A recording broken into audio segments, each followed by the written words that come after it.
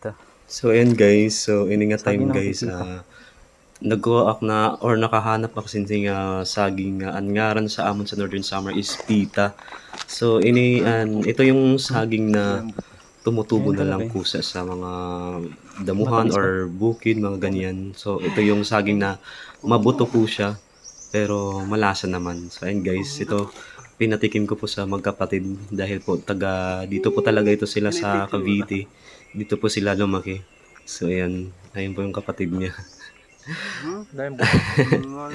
Pero matamis naman. So goods naman daw, malasa naman daw. Yun nga lang, talagang mabuto lang talaga itong saging na ito. Kasi ito yung kusa lang talagang tumutubo na malalaki. At saka ito yung ginagamit paghambawa, 'di ba, sa ilog.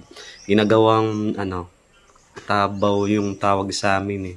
Para sa sakyan, pag magpapaano na lang kayo sa ilog. So ganyan. Yun lang guys.